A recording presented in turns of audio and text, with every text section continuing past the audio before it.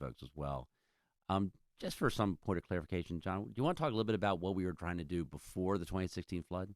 Yeah, absolutely. So what was interesting, you in your introduction, you talked about how the first thing you and I spoke about after we were elected, but you didn't point out we actually started planning before we were even sworn in. Yeah, we had I think it was the Tuesday before Thanksgiving. So it was just a couple weeks after the election, and you reached out to me, and we met on Main Street, of course, and started plotting out a comprehensive program, not only of addressing it from a physical standpoint, but also from a community standpoint. So when we identified establishing a team of residents and business owners, as well as experts, to be on a commission to focus on it and to help develop a plan that was built by the people of the town.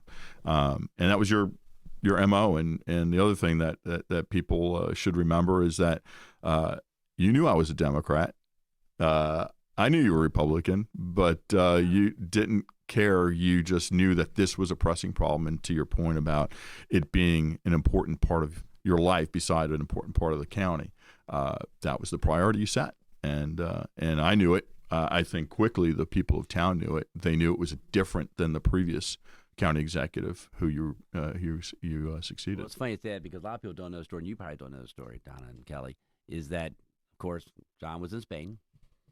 And so Gary Smith was kind of like the voice for John because John was not here. And John was coming home right away. It wasn't like he was going to stay in Spain. He's coming back as fast as he possibly could.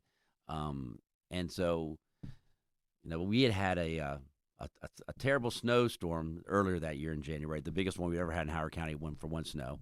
And I remember after that happened, Lonnie Robbins, the chief administrative officer, looked at me and goes, well, you got through your one. You got through it. Like, that was going to be my one. And then we had a tornado that summer in June, I think it was, that came with the western part of the county. And this happened in July. And I remember I started learning how we'd have these senior policy group meetings every morning at 8 o'clock. Every morning, 7 days a week, just to kind of make sure everyone knows and all the folks from the county departments are there just so we're all on the same page. And we would get feedback. And I remember John asked to come. Mm-hmm. And everyone, I'd be serious, everyone in my team said, don't let John in the room. Everyone said Why?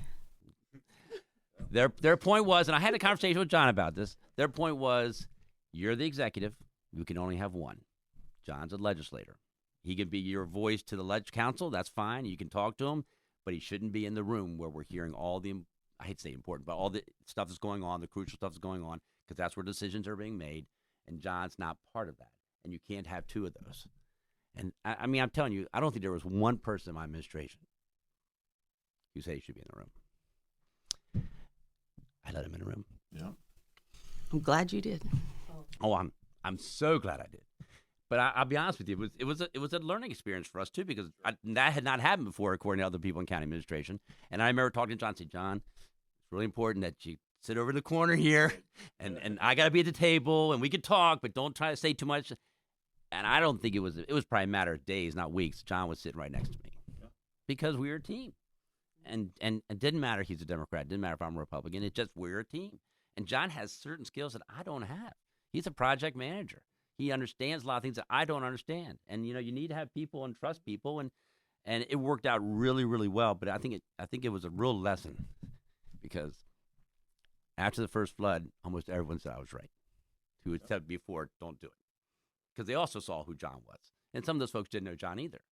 And I think that is the kind of thing you need to have in office. You need to have people who don't worry about, is someone going to get credit that I might get? I might lose this. If he's there, they're going to say, oh, my gosh, John's going to get the credit on the TV. Now you're not going to get it. Who cares? We worked as a team, I think, better than probably anyone could have ever thought.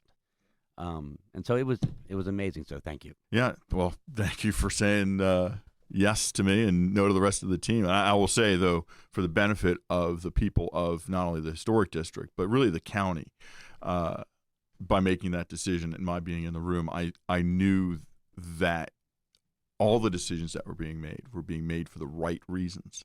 It was a science-driven, technology-driven, engineering-driven, human response to a tragic situation. And I felt extremely comfortable that I could go down and talk to the people that I represented with confidence because I was in the room to say they are working on this, and I knew why some things were taking longer, and I could share that stuff because I was in the room, and it made it a lot easier. And quite honestly, the county benefited overall because the two parts of government were working very closely together, and as we know, it's not the case elsewhere in this country. So It really isn't. Thank God we're not Washington.